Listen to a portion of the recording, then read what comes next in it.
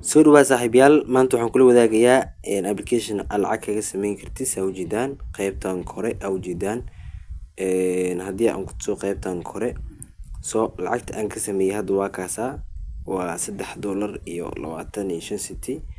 waa application free ah oo training loogu talagalay, waa trending aan dhahe oo suuq ah oo lacag kaga sameyn kartaa. Saa ujeedaan wuxuu leeyahay qayb lacag la bixida. haddii aan ku tuso qaybta lacag la bixida insha Allah shaashada kama duubi karo uu diidaa. Saa ujeedaan waxaan rabaa mobile kalena kaa tuso.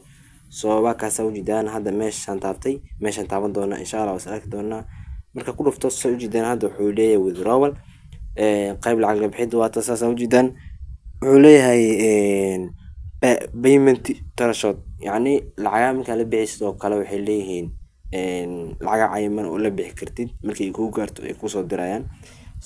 waxa la bixi kartaa waxay tahay banki banki inaad bank kusoo dirsatid iyo PayPal. saa ujeedaan labada option way kuu furan tahay. saa ujeedaan sidoo kale waxaad dooran kartaa waxay tahay banki ayaad dhihi kartaa. banki waxaa kusoo diraysaa namekaaga iyo akoonkaaga, swift code-ka iyo wadanka laga leeyahay bankiga. markaa ku diristid oo ay 200 kuu gaarto lacagtaada si toos ay kugu soo diri doonaan insha Allah. sidoo kale PayPal waa ku xiran kartaa.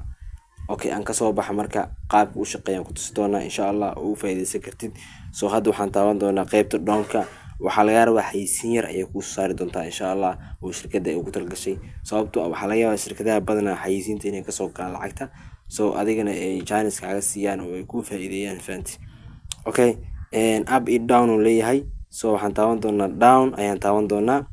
xayeysiin yar ayaa soo kortay, waxaa laga rabaa dulqaad inaad muujisid. waan iska saari doonaa insha Allah wax yar oo kaliya dulqaad muuji waan ka saari doonaa. qaybta sadaabtay. saa ujeedaan marka aan sidaa sameeyo waan ka bixi doonaa. saa ujeedaan hadda waa uu geliyay.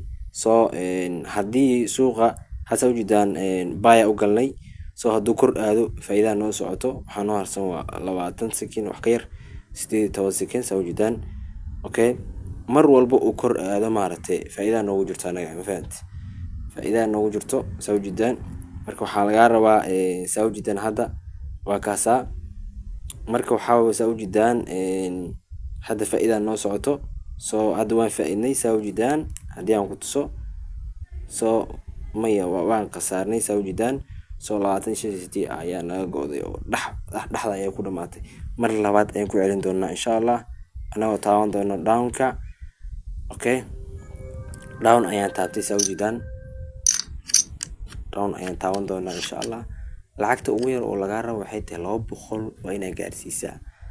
taadan 200 aadan gaarsiin lacagtaada lama bixi kartid marka. haddaan ka bixi doonaa insha Allah. saa ujeedaan hadda waa soo galnay waa kaasa. saa ujeedaan waa sugi doonaa. anaga hoos u galnay.